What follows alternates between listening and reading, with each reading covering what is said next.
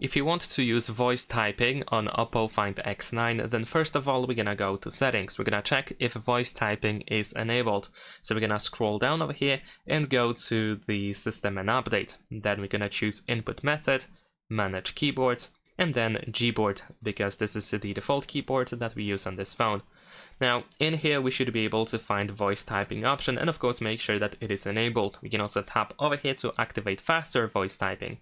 Now, after that, once we made sure that voice typing is enabled, we can open our keyboard. It can be like the messaging app, the search option, anything really, or Google of course.